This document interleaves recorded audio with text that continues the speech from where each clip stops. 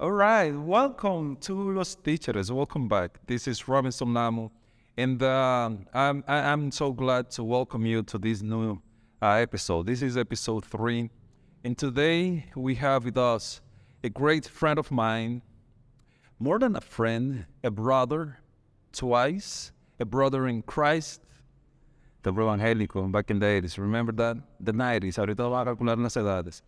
And not only a friend, a brother in Christ, it's Edgar, Mckenzie, and the crowd goes loco. Hey, hello, how are you? What's up, bro? It's my pleasure, man. Ever since I thought about this series of episodes and everything, I thought about you. Number one, because the friendship, the brethren, the brotherhood. And I'm so thankful with for having me close to you through all these years, working together with one vision. Your grandma and my mom, how close they were. I mean, if I start by saying things that attached me to you and you to me, we will not finish like now. We had a lot of anecdotes. It's gonna be a long, long time. Oh, yeah. Edgar, I remember you from teaching. Wait, I remember you from speaking English first than anybody else that I know. And I was like, cuando yo sea grande, yo tengo que hablar inglés como Edgar. I wanted to learn English because I know, for real, I'm being serious. Your English, why is it so fluent?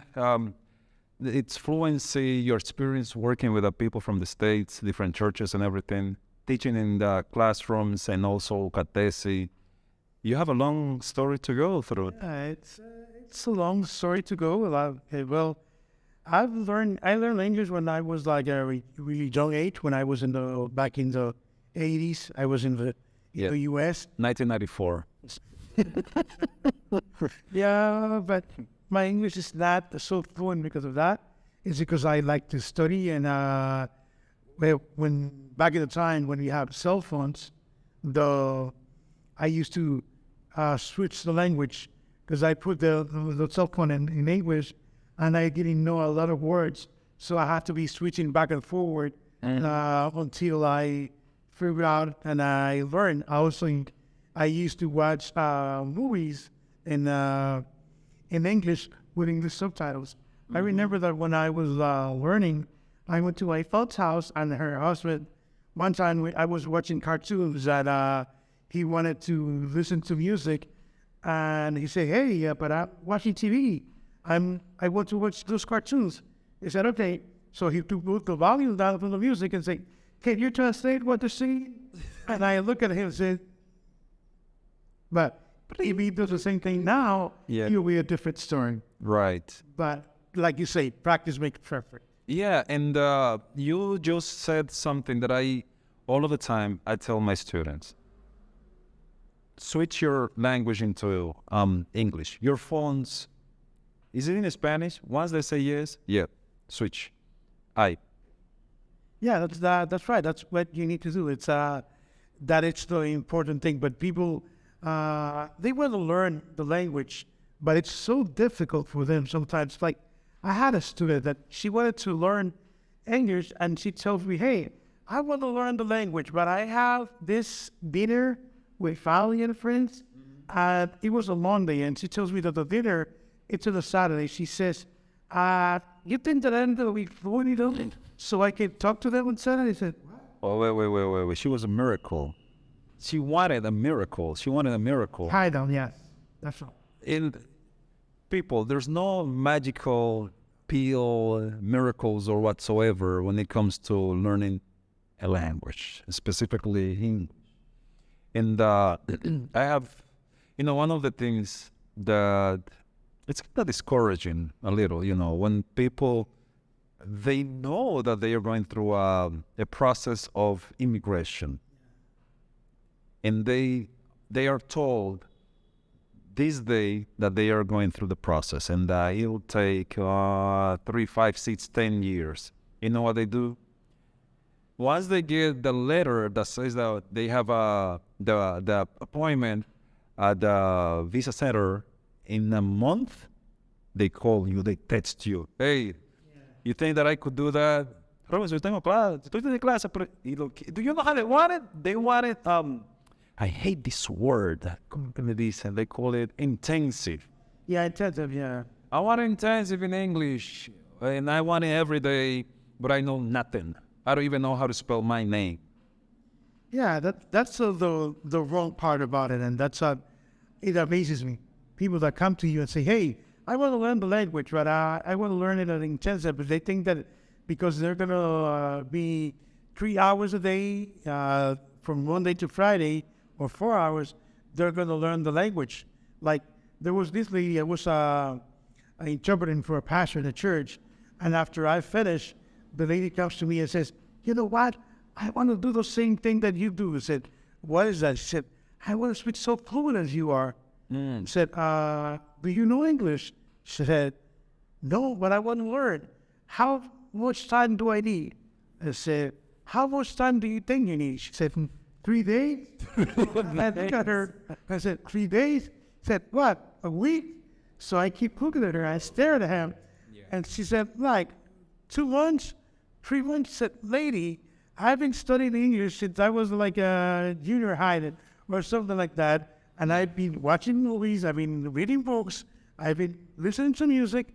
So it has cost me all my life to be so fluent in English." I'm not saying that people cannot do it in 4 or 6 months if they intend to, but it's a long or a lot of hours doing it. Yeah, I can tell that I've met people that they acquired the language.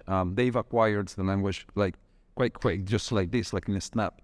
But they've been something that I've noticed is that they get exposed to language, and some people they don't get any exposure. They don't read, they don't watch videos, they don't listen to music, they don't clean their ears by listening to music. And they don't get exposed. 0 hours exposure, and then out of a sudden they want to go like, "Hey, I want to know everything. I want to speak just like if I were the president of the United States of America or any other people, right? Any other person." You've thought, your experience comes from, you taught high school, right? Yeah, and you taught different levels. Different levels, yes. Private schools, right? Let's go first with the private schools. Okay, private. Man, it takes a lot of everything. How much do you like that? Teaching Private schools, like the thing in private schools is that sometimes parents send their children to a bilingual school, and because math is in English, social studies is in English, and everything is in English, and such and such. They're going to learn. But if they don't practice, it will be the same thing. They're just receiving a lot of information without any practice, and that's not a way to learn. No, So private schools are the same. If you get exposed to the language and you practice a lot and you go home and you try to speak it, and like you said, you listen to music, you watch movies in English, then okay, it's something different. But without that, it will be the same. You know that my favorite groups have been 4th graders. I love working with 3rd graders, 4th graders, and 5th.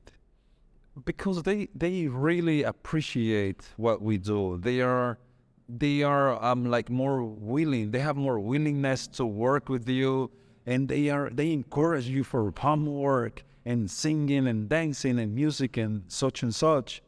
But once you reach high school, like 7th grade, that they have a little, more knowledge of life and stuff. It's not that it's impossible. And you find the students that they are crazy about the language and they have this sweet pronunciation and knowledge and they read. But to me, my favorite ones are those little ones, and also 12th graders and 11th, if they have prior knowledge. I mean, not an A1, it starts from 0 now. How about yours? Which are... Yeah, my favorite grade, I think it's 3rd graders and 4th graders. I had the experience to teach in a private school here in La Vega, And I love the fourth graders because they were, like you said, they were the ones encouraging me. Hey, teacher, there's a presentation in December, and we want to sing a song in that presentation. Which song I'm going to pick? Which song I want to do? We're going to do this gesture, and we're going to do this. We're going to do the other thing. So fourth graders, third graders are awesome, but after that, junior high, seventh graders, eighth graders, oh gosh, just a little bit difficult. The cool about them also is that we're like rock stars. We go to the supermarket and they run into you. They go, hey, teacher, and they go crazy. But those like senior, sophomore, junior, they just like, hey, you see him. It's not like you expecting them to run into you with a big hug and stuff like that, but at least it's something that those little ones, they appreciate more than older ones. Of course, it's like in all the levels, because when you go to college, to the university, you read the same thing. Oh, yeah. Like, students don't want to learn.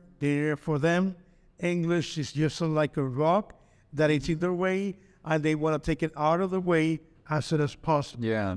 And then, when they find a job, and English is mandatory in this job, and they say, their boss tells them, hey, you're going to get a promotion of this amount of money if you know English. And they come to you and say, hey, Robinson, I want to learn English. I got a big promotion, and they're going to pay me this amount of money. Can I learn in 2 months? Can I learn in 2 weeks? And you just look at them. Yeah.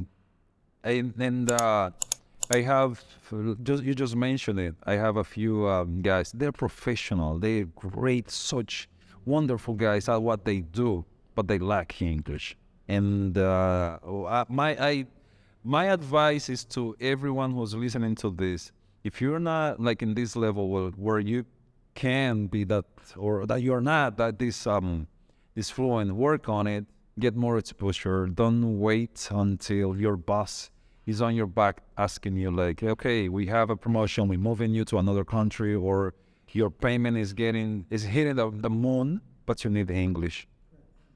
And it's never too late, but the younger, the better, I think. Yeah, the younger, the better, because those are like the strongest.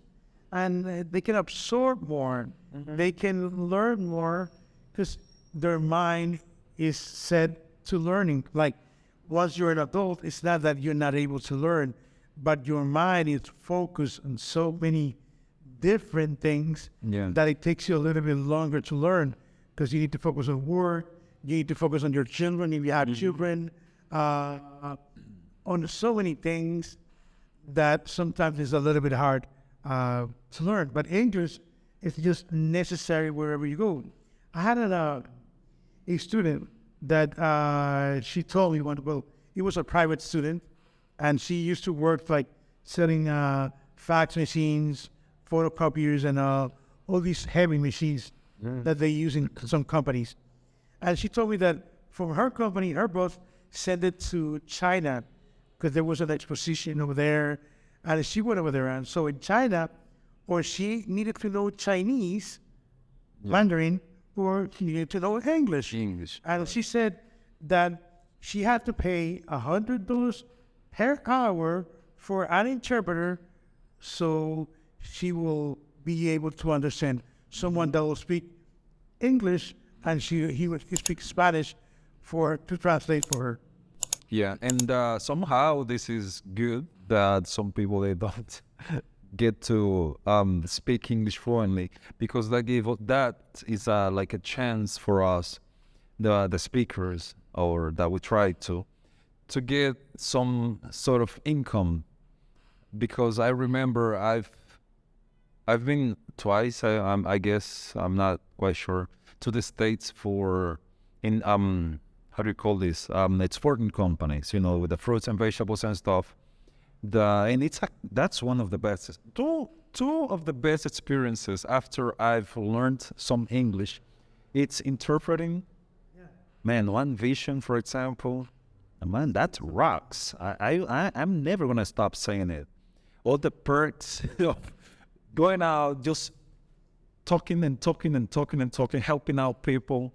And it's not like you're doing heavy weight or something. It's tiring, because it's speaking, you Yeah, know. of course. It's tiring because all of the talking that you perform, but at the end of the day, it pays off. Not because of the money, but how you feel at the open air. And if it's in a conference or at church like you do, this guy, como que dicen la cabra, the goat, when it comes to Bibles and interpreting, not for real. You've been always somebody that I look up to when it comes to interpreting like the Bible and the verses and this and that. Because many people, they do speak English, but once you get them into the medical field, it's gone.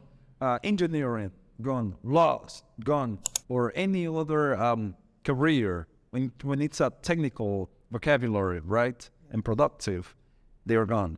So interpreting, I love it. And also, basically interpreting. I love teaching. That's right. Yeah, I do that. But on top of that, I think it's interpreting. Yeah, interpreting, I think it's the best thing to do. And like you said, I have an ability. And thank you for introducing me into it, because my first experience, I remember you called me. We went even to that one. Man, this is the best. This thing. Hotel paid, transportation paid, it was awesome. Food is paid. You get to meet wonderful people from both parties, local and internationally. Keep on going. Yeah, of course. It's wonderful. Like, Yes. you get paid and you have all your expenses paid as well. Yeah, So it's a wonderful, it's a win-win experience. it's a win-win. So many people want to do the stuff. Like, there was a person that came to me once and said, I can do whatever you do. Yeah, you can, of course. Yeah. They said, and she told me, if they give me a paper before interpreting, I will do it the same way you do. I said, but they have never given me before the church service like a paper with the server written behind. You don't get like previews. You don't get previews. It's on the run, and it's a learning experience. It's like you getting all this info, and your brain goes like in seconds. You have to transfer the information from English into Spanish and back and forth. And you know what? Best of it is that when you say something wrong, or you didn't pronounce it properly, even the one that you're interpreting, they help you out with it. Yeah, of course. And I don't get why people are scared. This is awesome, man.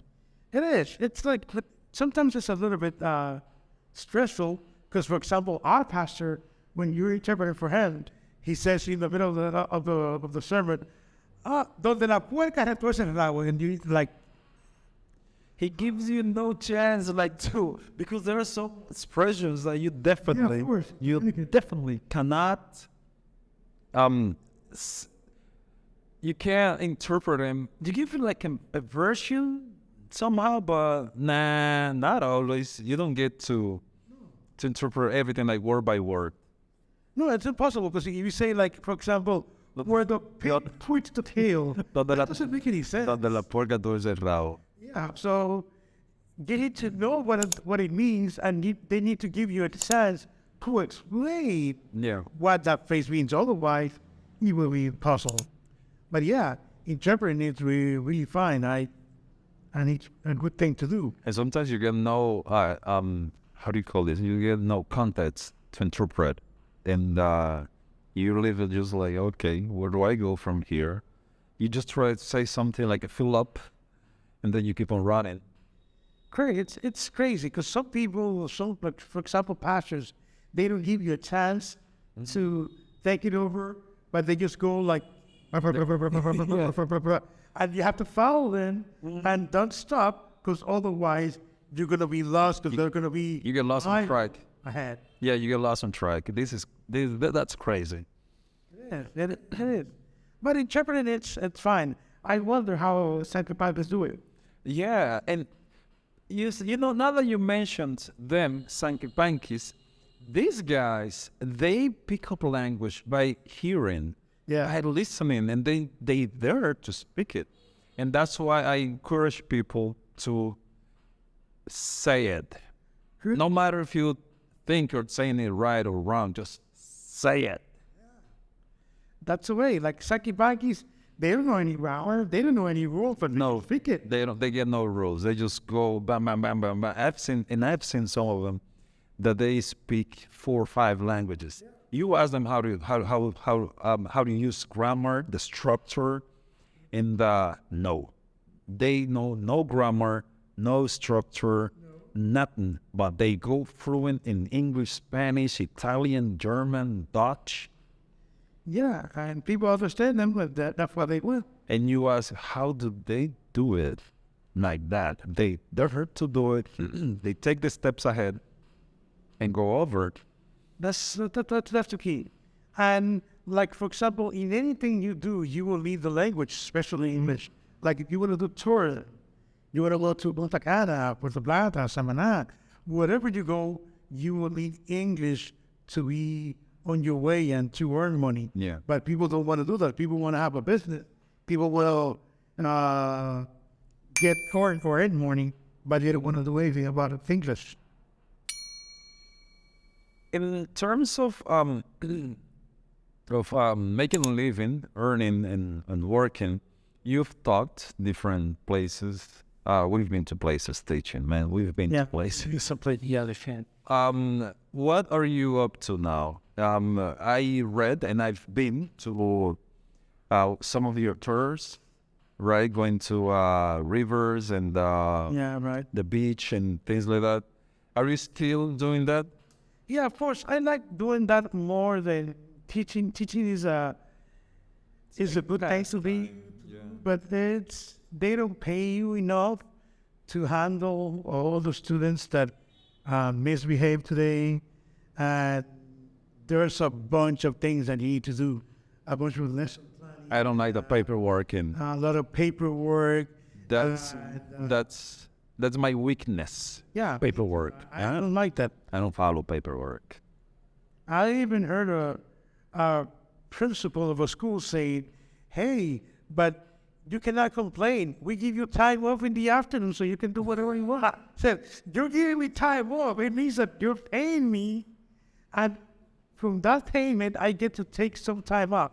No, I leave the school at a certain time, and after I leave the school, I'm supposed to be free to do whatever I want, but I'm not free. I have to sit down on the computer or to write down the lesson plan The lesson plan. for the next day or for the month, for the week, or for whatever it is.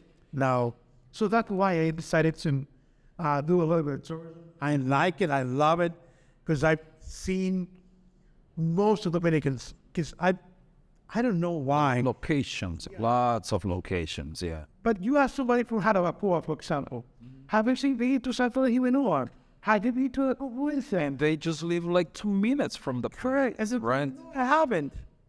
People in Santo Domingo, have you been to the zoo? Have you been to the zoos, the 3 Islands? Or the 27 waterfall. Correct, yeah. Yeah. Or to Cayo Arena. They here when we get in the sun. Voy para Cayo Arena. Cayo Arena, it's Sand Key. Sure. In the United States, in Florida, they have Key West. We have Sand Key. That's right. So that's the thing. So people don't know their country. People don't know these islands. And people are telling me, "Hey, I want to go to Puerto Rico. Yeah. I want to go to this other place." Like this guy, I told him, I invited him on a tour. Say, "Hey, I have a tour to go to the buggies in Punta Cana." Yeah. I said, "No, I'm not interested in the buggies." I said, "But anyway, how much are the buggies?" I said, 3,000 pesos. It's lunch included. You're going to go to the buggies. You're going to go to the Round Mountain. You're going to go to the beach. You're going to go to the river. I said, "No, that's a little bit expensive." I said, "What do you want to do?" He said, "I want to go to Colombia." Wait, but the book is put again, they just less than $50, less than $50.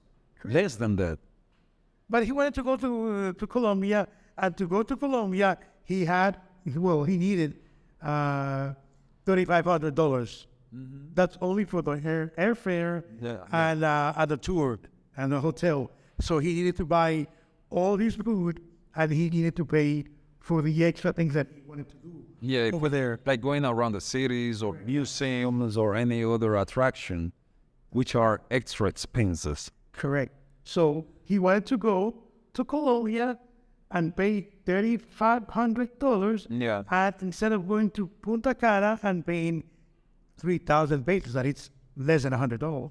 And I think that one of the main reasons that people do that, it's the being on an airplane experience.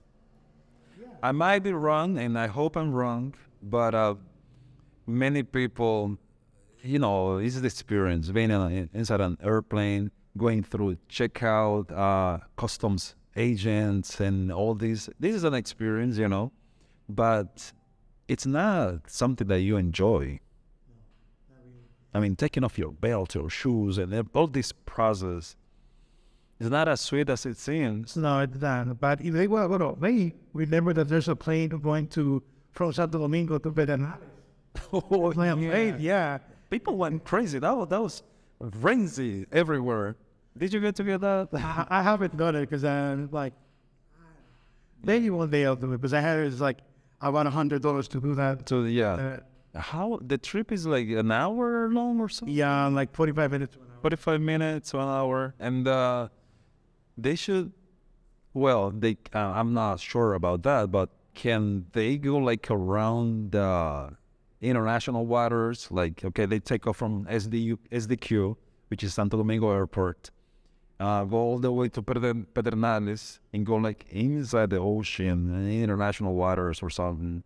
I will. Maybe they can. I haven't never done it. I want to do it in the future. We'll see. But people that want to fly a plane or need a plane, they can go. Or if they want to go out of the country, they can go to Haiti. It's cheap to go to Haiti. But they don't want to do it by road. They don't want to take the streets to make it to another culture. Because traveling, it's not a need. It's a leisure, right? It's a leisure, right? Even though some people, they travel because of needs and other reasons, right? There are many motives to travel, like immigration, right? Political reasons, the weather, many things, you name it. But in our case, as an island, I'm certain that there is an islander thinking, a way of thinking for people who live on an island. I'm not trying to put islanders down or whatsoever. It's just that I'm sure, and I will look it up so we can talk about islanders thinking. I think so. But like I said, they could run on a plane to Haiti. Take a plane to Haiti. Or a helicopter. And going to Colombia or anywhere. Right. That's what they need to do if they want to have the experience of flying. I know it's something different, but some people, they say, no, I want to fly in a plane because it's less dangerous than taking a car or taking a boat. Wow. You know that they say the airplanes are the safest way of transportation in the world. Yeah, right. But that's because you're taking into account all these planes out there in the sky. And when I've thought that some books, they have this story about transportation and that flying is safer than riding a car or a bicycle or blah, blah, blah. I've told them, okay, yeah, airplanes are safer than any other thing that the man has invented. As a matter of fact, check this out.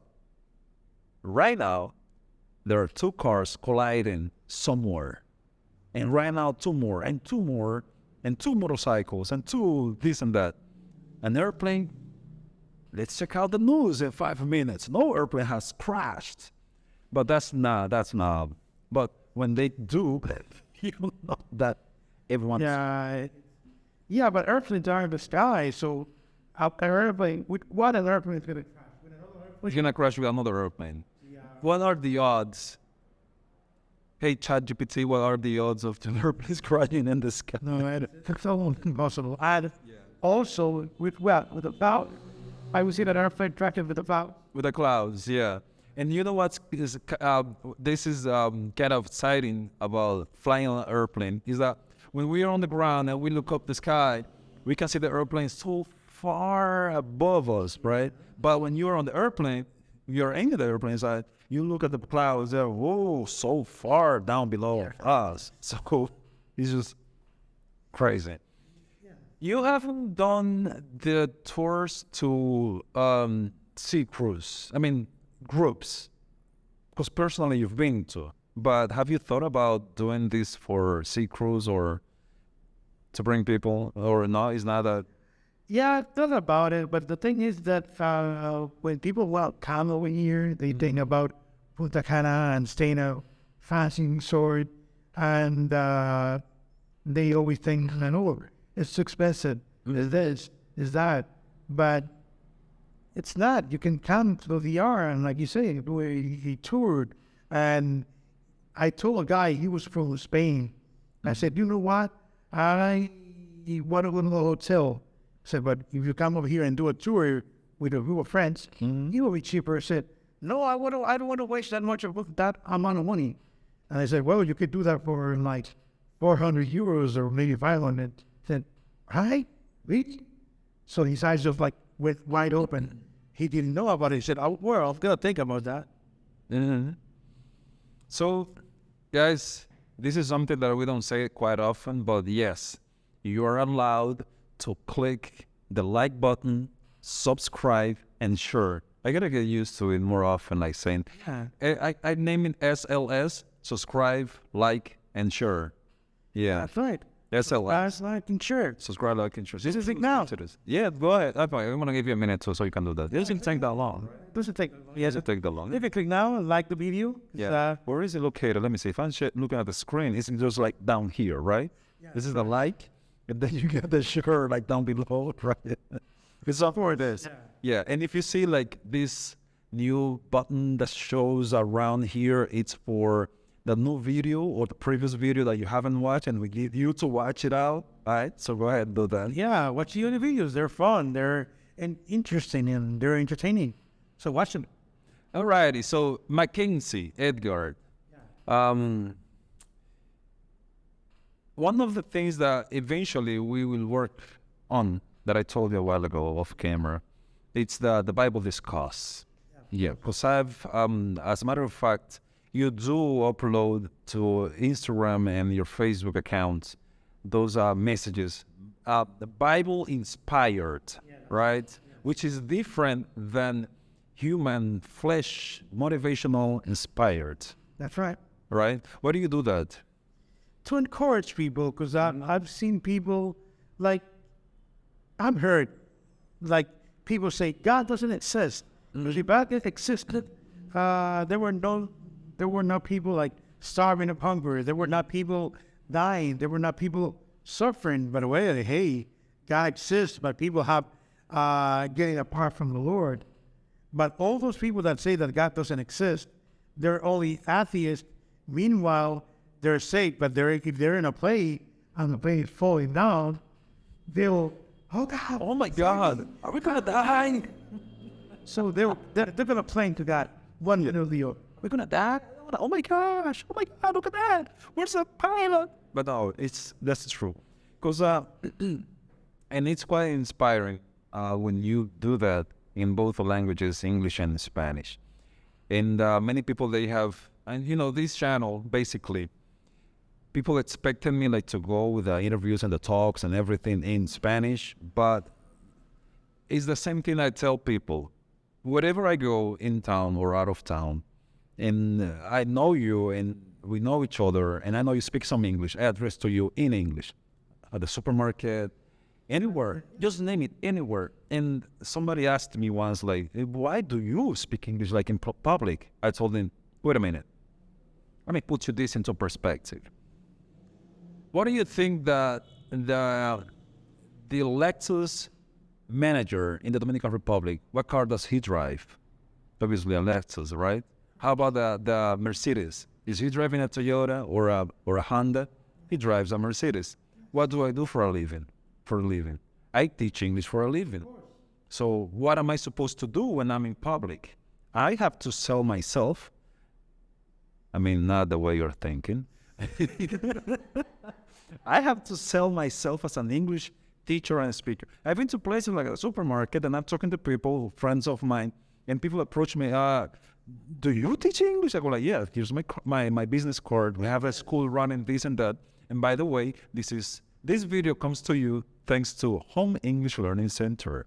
It's in La Vega, right next to the Sael Modas parking lot, Antonio Guzman Street, 1 block from the cathedral, Home English Learning Center. Si googlean Escuela de Inglés en La Vega, the number 1 that comes up, it's here, 809-673-4114 or 809-242-4114. We have classes for children, adolescents, and adulticos también. Everybody's welcome home. You know that I chose the name home because home is a place where you feel safe, secure, and you get nurtured and everything. That's why.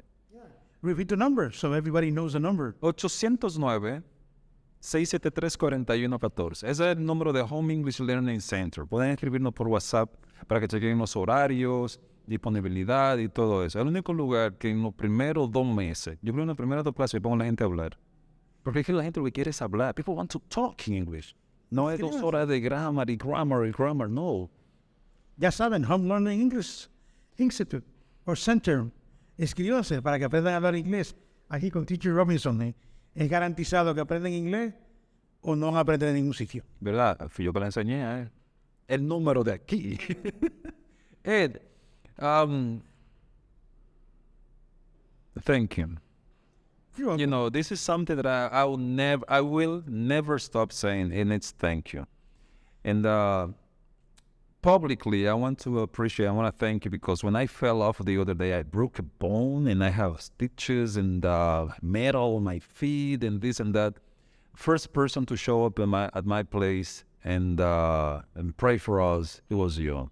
And my fast recovery and healing was because of the prayers of people like you. I appreciate it so much. To you and Gloria. Gloria, you might be watching this video. Thank you, Gloria. Yay, we love you. Judith is crazy about you.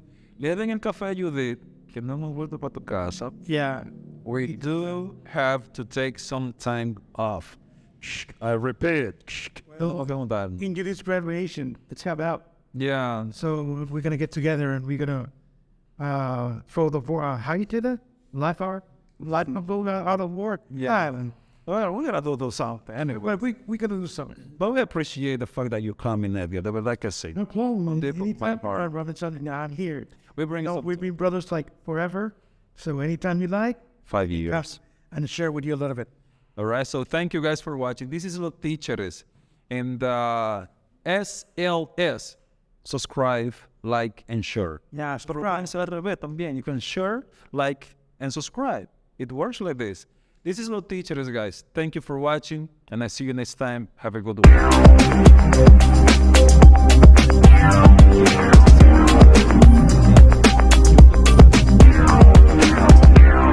Agarra el mouse ahí. Le vas a dar como yo le dé allá. Y so I like. It's a little kingdom of with us. And the Really? sí.